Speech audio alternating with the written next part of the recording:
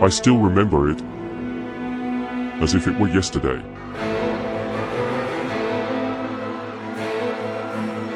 All of London was burning.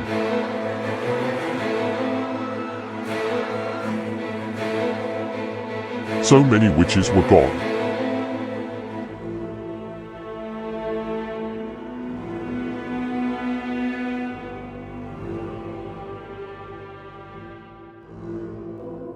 I had to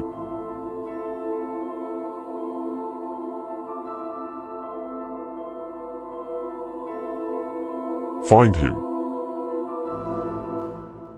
I am Count Adelbart de Sang, and this is my story.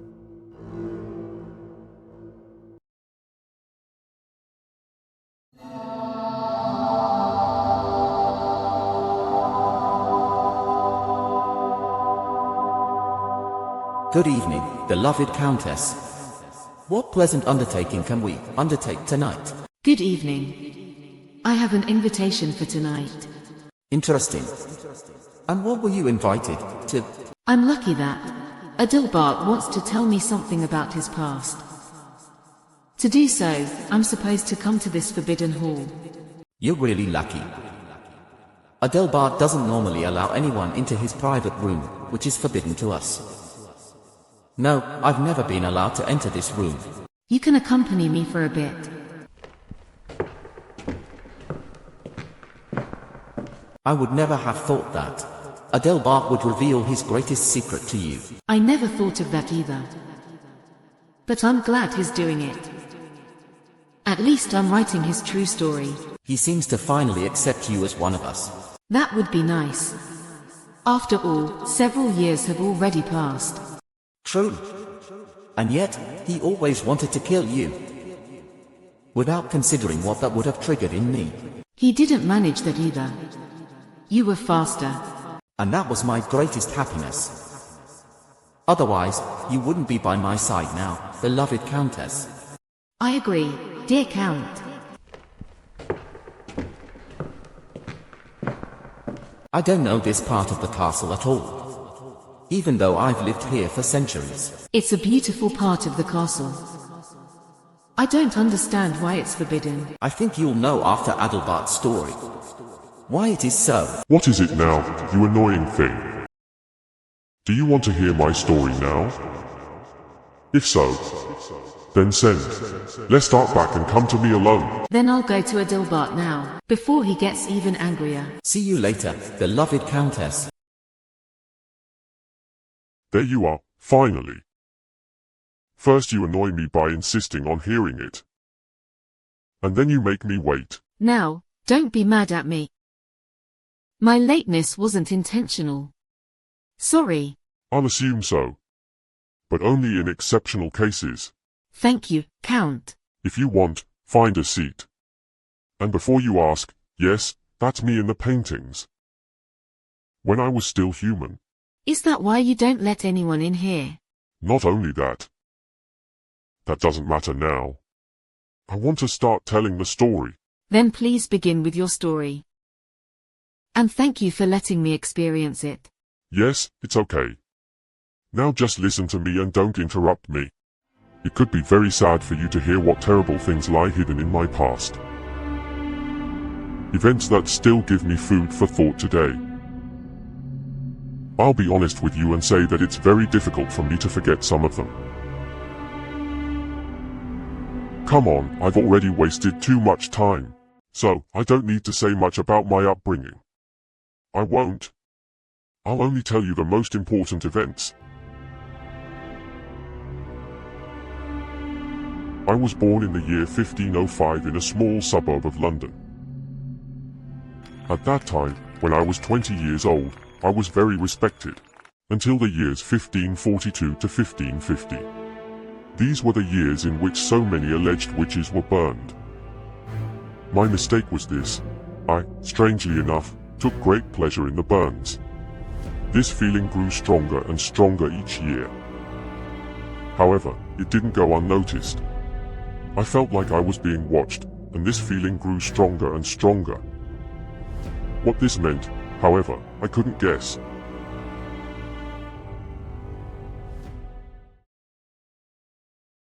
Did you feel fear? No. Not at any time. Did you ever consider stopping observing the burns? No. But if I'd known back then how it would end, I would have stopped. So you had doubts about your actions? Yes, I did. But now it's too late, and I can't undo it. Unfortunately, that's not possible. Okay, now I'll continue. During the day, it was quiet, much too quiet. But as soon as night fell, all hell broke loose in various places. Many people were again convicted of witchcraft.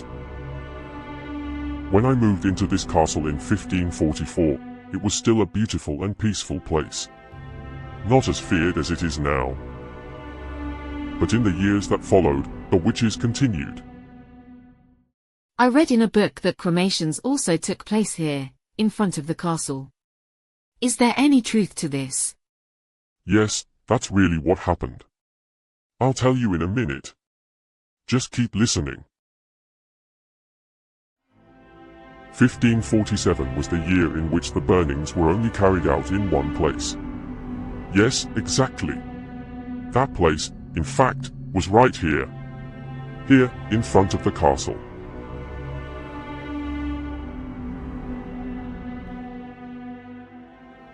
I enjoyed mingling with the spectators so much.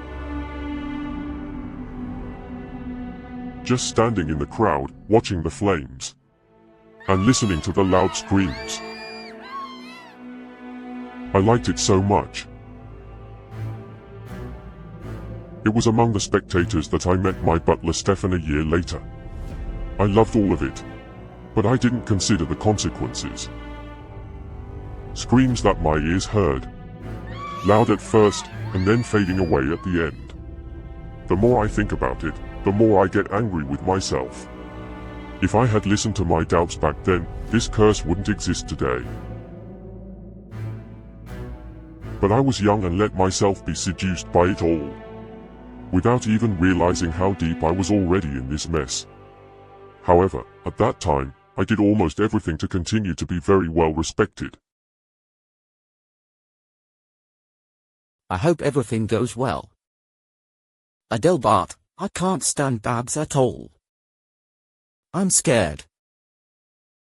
Yes. Don't say anything now. I was a real idiot. I'm not saying anything. Doesn't everyone have a dark chapter in their story? That's a very good question.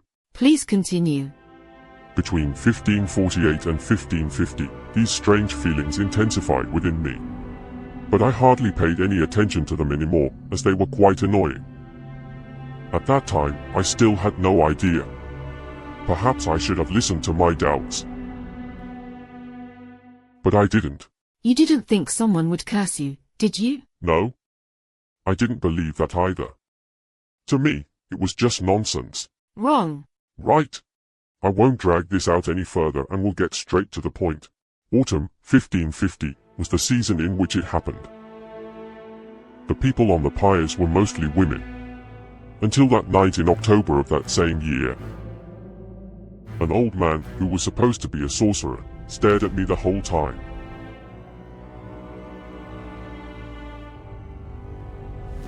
It felt strange, and I couldn't figure it out.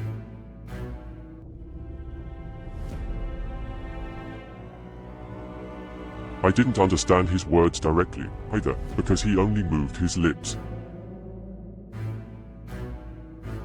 When his body had completely disappeared in the flames, I heard his words loudly in my head.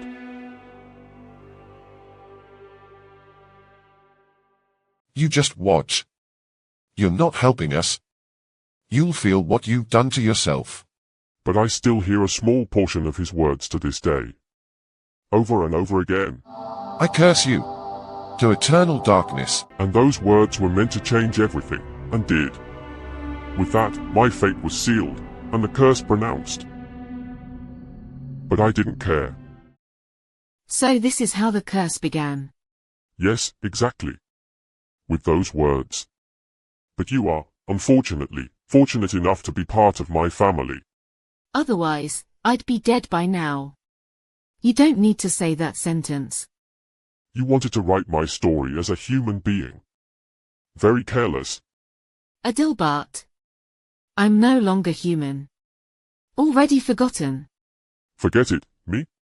As if I'd forget that my son rebelled against me. Even though I saved his existence over 400 years ago. I know that. But you, Lestat, always paint me in a bad light. Don't start bugging me. The topic of Lestat comes later, in my story. And now, I'll continue. I want to be done with it too. The old man's words burned themselves into my mind. Without meaning to, I staggered back to the castle, almost drunk. But as soon as I stepped inside, everything around me changed. From friendly to completely dark and terrifying. Today, I like it. So the first thing that was noticeable was the castle. Yes, exactly. Little by little, or step by step, the bright hallways became darker and darker, as if someone were walking over them with a dark filter. This happened not only here, inside the castle, but also outside. It looked as if this castle was always shrouded in thick fog. After a short time, the castle was completely changed. As a result, my own emotional state became darker, and slowly, this change began to affect me as well. The curse became more and more persistent. Now I could no longer prevent it. And I had to endure everything. The next morning, I woke up completely normally in my bed. However, when I stepped to the window, I recoiled because of the sun. At that moment, I knew his words had become true. Sunshine was now definitively dead to me. Well, were you the Count who is now standing next to me? Yes. The Count who, after 500 years, still can't quite come to terms with it. You still haven't come to terms with it. Partly. Not anymore. It sends a chill down my spine every time. Just thinking back to that period of my life for a moment. I hope you're slowly beginning to understand why writing about the curse, as a human being, could be so dangerous. I get it now. Very interesting.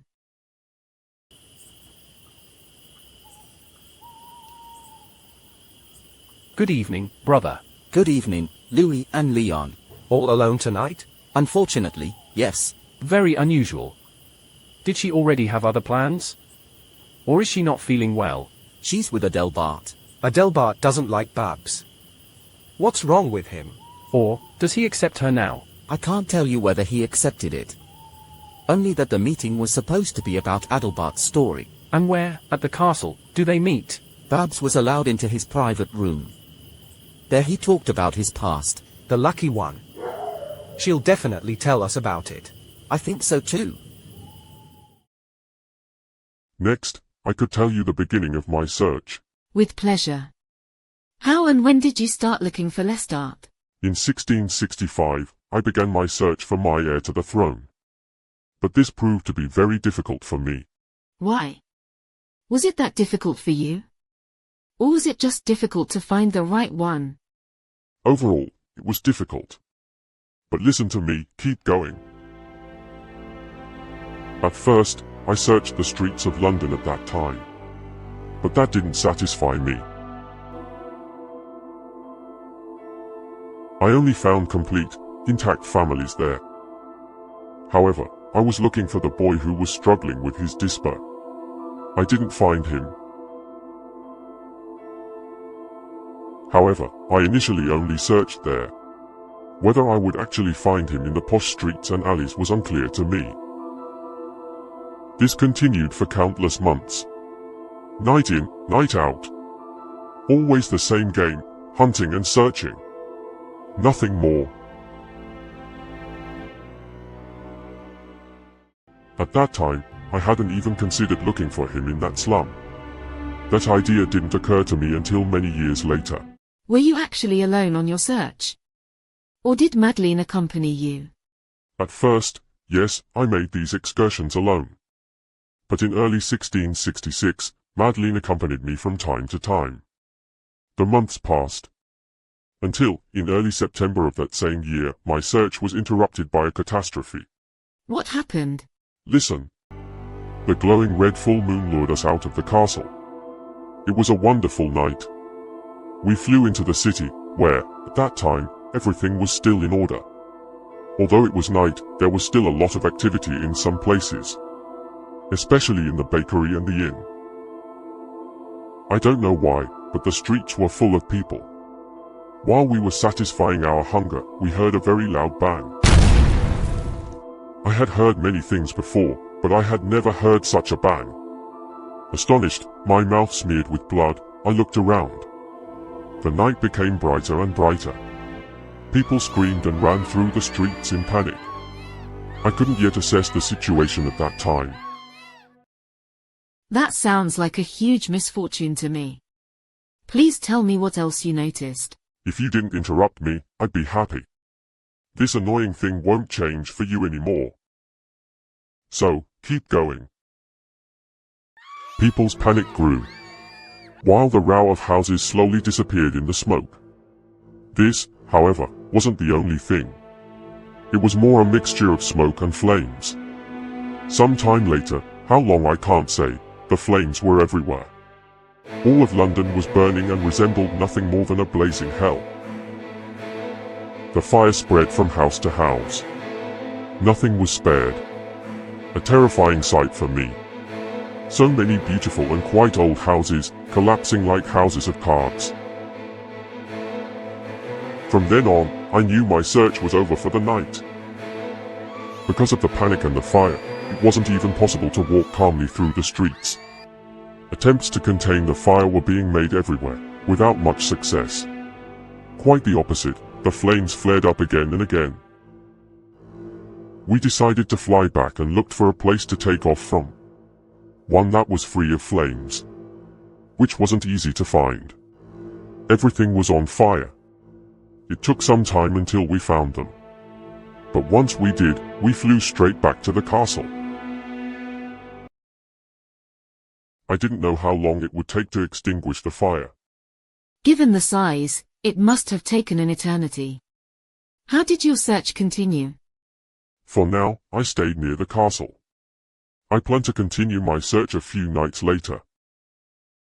A week later, I flew back to central London. It now resembled a vast field of rubble. Desperate people wandered through the streets, and there were hardly any houses left intact. My search was now even more difficult and hopeless than before. Did that give you the idea of the slum? This idea came to me the moment I saw the despair of the people in the streets of the burnt-out central London. However, it still took a while before I flew there for the first time. And as I said, I was alone at first. I flew there for the first time in 1684. The choice was enormous, but the right one for me wasn't there yet. I'm curious what that room looks like. Not just you. I'd love to enter that room myself. I'd love to go into this room, too. But it's forbidden for us. Yes, unfortunately. There must be a lot of things there that we're not allowed to see. Louis, you could be right. One should sneak into this room. Are you crazy, Leon? You have no idea how Adelbart would freak out. I wouldn't want to see him in the way he would be. I agree with you. I don't want to experience that either. You don't have to come with me. Stop it now, Leon. Interesting. How did your search continue? She now continued on into the slum. In 1684, I flew to this slum for the very first time. I had tried to avoid it for a very long time, because it was the wrong area for me personally. I felt better in the company of other noblemen. This dated back to my human time. My first night there was very disgusting. Dirt, garbage, and vast amounts of refuse, covered in mud, my eyes saw. Clearly, a slum. Nothing more. The fact that I wanted to look for my heir to the throne here made me doubt myself. At the same time, the question arose in me, where else should I look for him?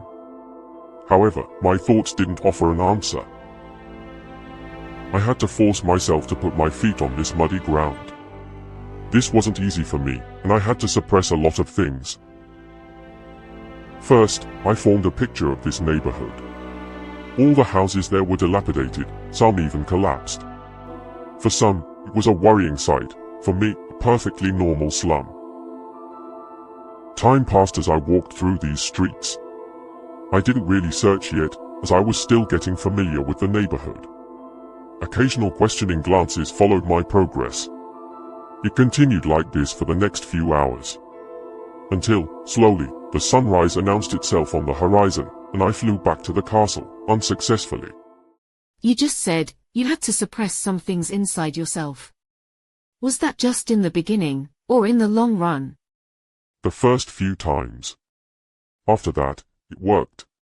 So, after that, you were able to focus entirely on the search. Yes, exactly. I could do that then. Even if it took a while until I saw him for the first time. While I tried to sleep, I kept thinking about this neighborhood and my search. This simply wouldn't let me rest. My eyes were closed, but I couldn't sleep. The whole day passed like this. Shortly after sunset, I set out again, alone, into this neighborhood. This continued until the middle of the next year. The same thing happened again and again. It was now autumn, 1685. I found myself in the neighborhood again. A lady and her child caught my eye. I still didn't know what was wrong with them. So I positioned myself on a rooftop and didn't take my eyes off them. Lestat and his mother. At that point, I didn't know. Did you have a feeling inside? Something. But this suspicion was very low at the beginning. I gave chase. Until the two disappeared into a rather dilapidated house. With quiet steps, I approached one of the broken windows. Cautiously, I peered into a room that looked more like a basement. Damp walls and mold were everywhere. But a little later, something moved. There he was. The boy, marked by Dispa. It was the one I'd been searching for so long. Babs has already written so much that she already knows about certain events. I think Adelbart also tells you about his search for me. I'm already familiar with your story, life and death. But what point are you thinking about right now? Well, the point where Adelbart started watching me. So, from the first feeling? Yes, exactly. It was a scary time for me. The windows were broken. Anyone, and I mean anyone, could have walked into my room just like that. At first, I was very scared. But then, I was still young. It was a strange feeling, being watched at night. I stared out of my window again and again, without seeing anyone.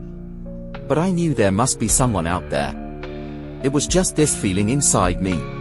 Almost every night, I woke up. Just because of this strange feeling. Was I just dreaming it, or was there someone haunting me at night? I didn't know, I only knew what I felt inside. Life there in the slums was very dangerous, especially at night.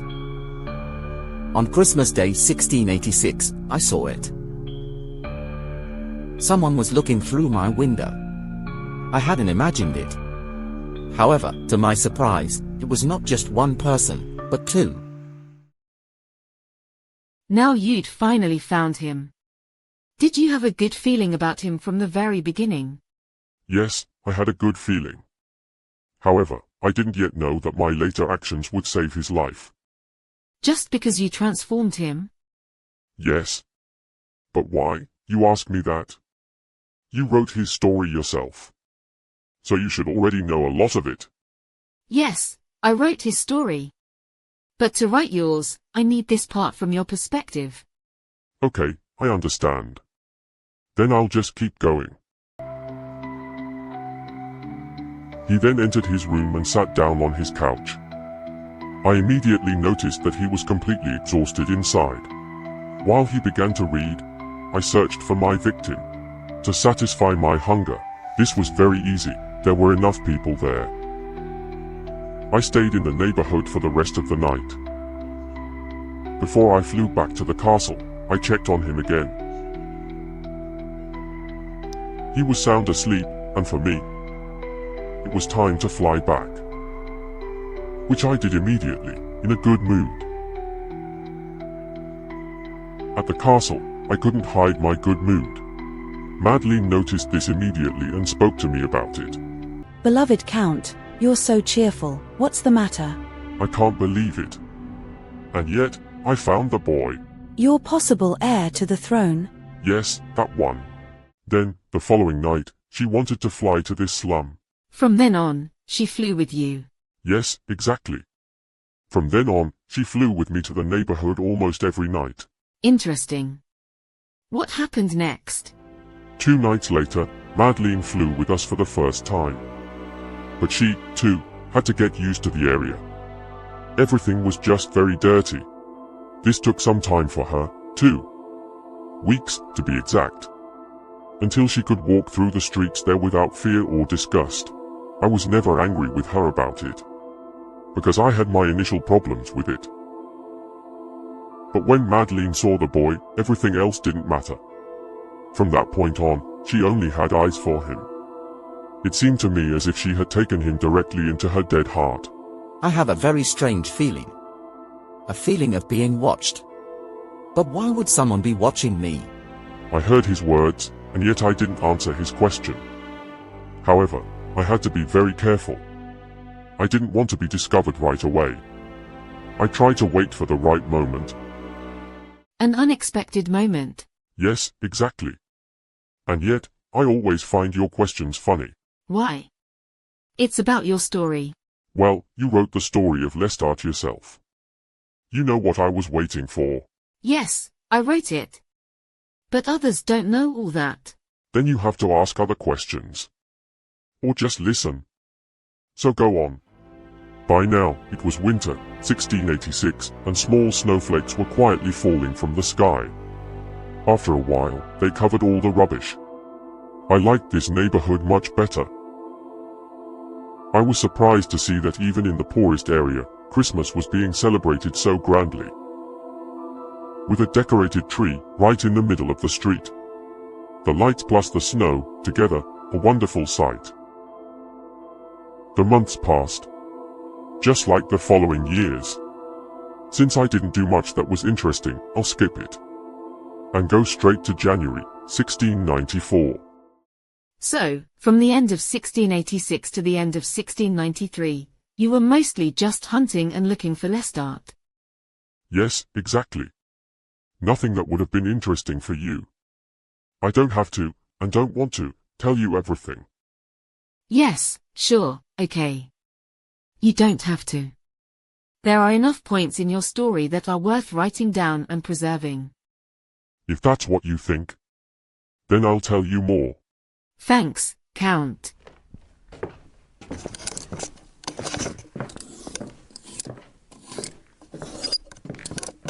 What are you doing, Lestat? I'm looking for the first notes on Adelbart's story. Curious? Oh, Louis. That's because Adelbart has never told anyone about his past. I agree with both of you. However, my fear is greater than my curiosity. But you can't know whether she's even gotten around to taking her notes here yet. Yes, right? Shouldn't we fly out into the night for a while? Instead of staying here at the castle? Good idea, Leon. That would give you, Lestat, something else to think about. Okay. Then let's go.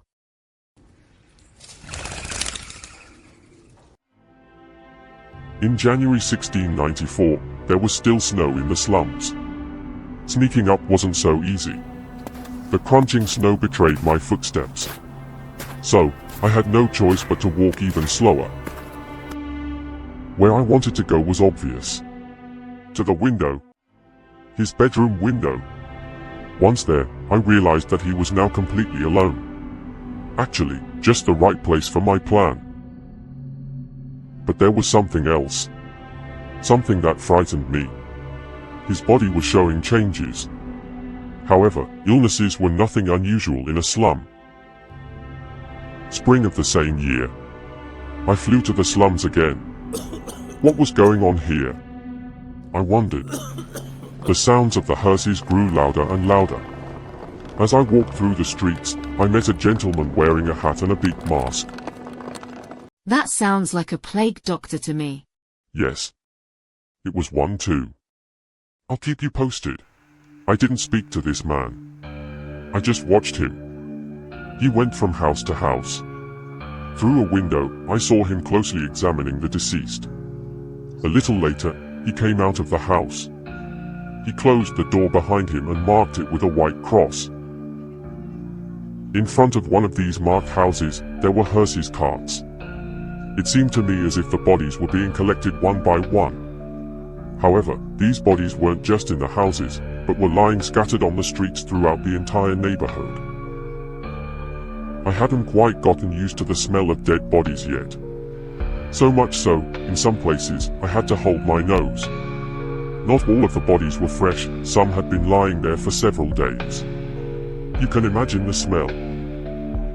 Hopefully, Lestat, you'll change your mind here. Just because it's my favorite place? No. My thoughts are more likely to return to my humanity. I knew it was very difficult for you. But I never imagined it would drag you down so emotionally.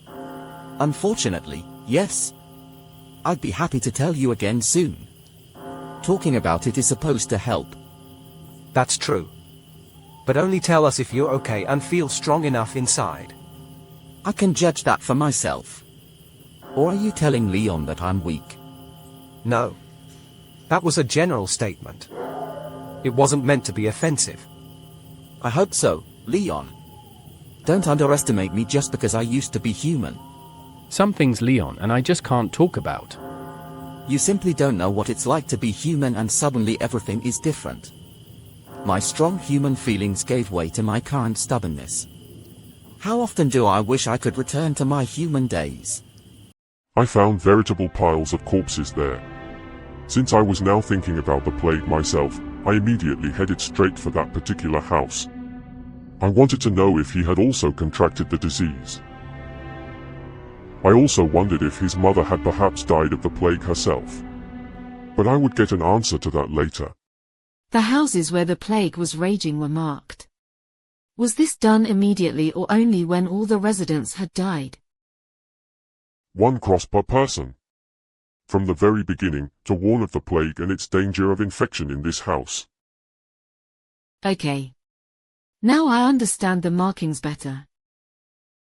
Then I can continue the story. As I made my way through the streets littered with corpses, that oppressive feeling grew stronger and stronger. One of the few moments in my life when I was glad I wasn't human anymore. Otherwise, I probably would have caught the plague too. I continued walking, street by street. Somehow, my path seemed to drag on, strangely enough. Minutes passed, but I slowly approached this house. My first glance was toward the front door. Was there a marker there? I wondered. Now come the points where my heart cries. Even while writing Lestat's story. You must have known beforehand that this point would also appear in my story. Yes, of course I knew. And yet, it still hurts every time. Then thank me. Otherwise, Lestat wouldn't exist today. That's true. I stood in front of the entrance door. Unfortunately, my suspicion was correct. There was a mark. Probably for or because of his mother. Now I slowly made my way to his room window. When I saw him, I noticed a distinct change. Changes that shocked me. He was marked by the beginnings of a plague. Now I knew I had to act to avoid losing my heir to the throne. But I still had some time. Or so I thought. I walked through this neighborhood all night, thinking. However, I completely lost track of time. A little later, I had to return to the castle. To escape the sun. So, for now, I had to continue thinking while I slept. My thoughts circled and circled. I hope he survives this day, I thought. But I wasn't sure. There was only one thing I could do, wait for the night. That must be a strange feeling. Not knowing if you'll be there in time. You said it. Of course, I couldn't do anything during the day. Then you wouldn't have been able to help him either. Right. The sun would have destroyed me and the plague would have destroyed him. The day was over. Even though it felt like an eternity. Finally, it was dark. Now I didn't think much longer and hurried to the slum. I had only been away for a day. But I thought years had already passed. The corpses were increasing and the living people were decreasing. All because of the plague. When I arrived at the house, I noticed that his room was empty. I quickly went to the front door to check the marking. Had another one been added, or had it stayed the same? Luckily, it was only the one. Was Lestat in another room? No. Listen. I'll tell you right away. I looked through every window. But I still couldn't find him. Was I too late? I wondered. What it meant, I didn't know. Some time later, I heard a faint cough. I hid, at first, on the roof. From there, I watched what was happening. Then suddenly, the door of a small toilet block opened. Yes, it was him, and he was alive. But his movements were marked by the plague. Walking upright was visibly difficult for him. It was more like crawling than walking. He slowly dragged his disfigured body across the dirty floor back into the house. When he had disappeared inside, I came down from the roof and went to the window. There he lay, on his bed, completely exhausted and fighting with his own death. I was so unsure how long this inner struggle would last. Lestat, calm down. We didn't mean any harm. It's okay. Still, don't you know what it feels like to have to fight with your own death? Just because Adelbart transformed you and, as a result, everything human in you died. No, Leon. I had the plague at that point. I was as good as dead, and that was before Adelbart transformed me. Leon, you should read Lestat's story again. Okay.